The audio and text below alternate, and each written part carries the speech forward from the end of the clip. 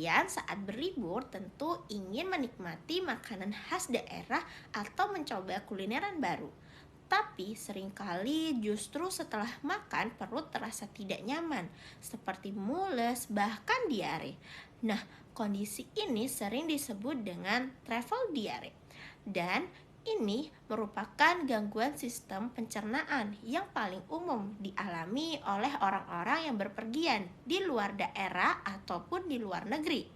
Masalah ini bukan hanya soal makanan yang pedas atau tidak cocok di lidah, tapi juga karena sistem pencernaan kita bertemu dengan mikroorganisme baru yang belum dikenal pada tubuh kita. Seorang yang berpergian terutama ke daerah dengan standar kebersihan yang berbeda, resiko paparan bakteri, virus, atau parasit akan meningkat. Biasanya penularan ini terjadi melalui makanan dan minuman yang terkontaminasi. Bakteri seperti Enterotoxigenic Escherichia atau ETC adalah penyebab yang paling umum, diikuti oleh Salmonella, Shigella, serta parasit seperti Giardia lambia. Makrogenesis ini masuk ke tubuh lewat makanan mentah, lalu air yang tidak dimasak sempurna, es batu, juga bisa buah yang tidak dicuci bersih. Begitu patogen masuk ke seluruh pencernaan, mereka akan menempel di dinding usus halus dan mengeluarkan racun atau enterokoksin. Racun ini mengganggu kerja sel epitel usus yang seharusnya menyerap air dan elektrolit. Akibatnya penyerapan cairan terganggu dan malah terjadi pengeluaran air yang berlebihan ke dalam lemur usus. Kondisi ini disebut sekresi aktif, hasilnya menjadi cairan dan frekuensi buang air besar meningkat. Pada beberapa kasus infeksi juga memicu peradangan dinding usus, menyebabkan kram perut dan nyeri. Bila cairan yang hilang tidak segera digantikan, tubuh akan mengalami dehidrasi yang ditandai dengan lemas, mulut kering, dan penurunan kesadaran pada kasus berat. Saat berlibur, kita sering makan tidak teratur, mencoba makanan yang berlemak ataupun pedas, dan minum kopi yang berlebihan. Hal ini membuat produksi asam lambung meningkat dan memperlambat kerja enzim pencernaan. Selain itu, stres perjalanan juga dapat mempengaruhi saraf yang mengatur kerja lambung dan usus, karena sistem saraf dan sistem pencernaan paling terhubung melalui gut-brain axis. Akibatnya pencernaan ini menjadi tidak seimbang. Motilitas usus berubah dan mudah timbul gejala seperti kembung, begah, ataupun mual.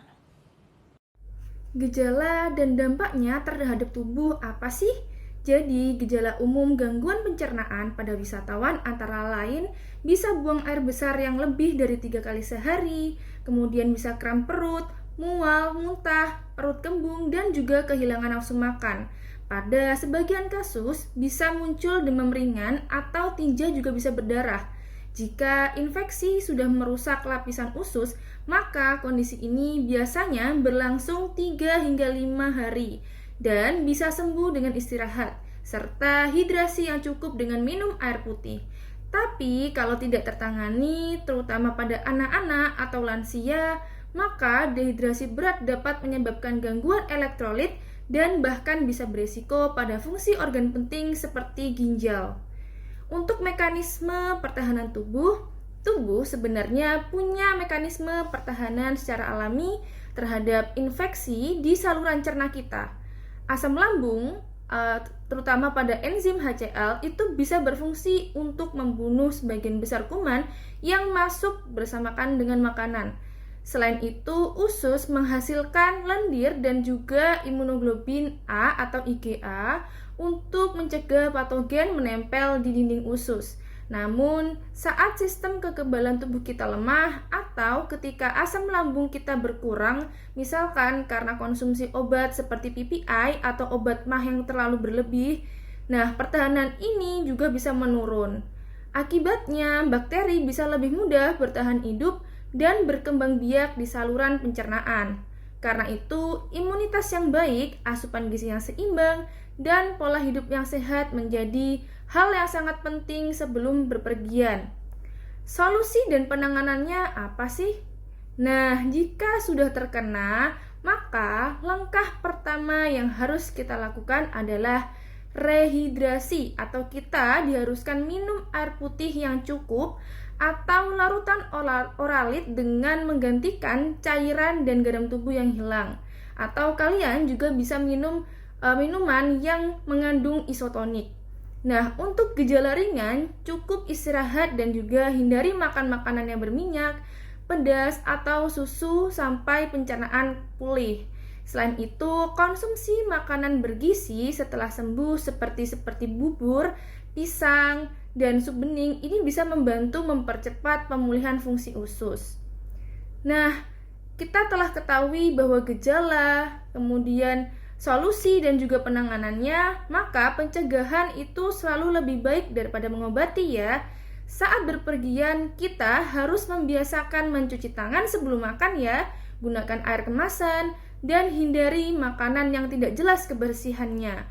Kupas sendiri buah-buahan, dan hindari es batu, dan juga jangan tergoda dengan makanan yang mentah yang disajikan di tempat yang terbuka. Jadi, jaga daya tahan tubuh kalian ya dengan istirahat yang cukup, makan makanan yang seimbang, dan jangan terlalu stres dengan perubahan waktu atau jadwal perjalanan. Dengan cara ini, sistem pencernaan kita bisa lebih stabil walaupun berada di lingkungan yang baru.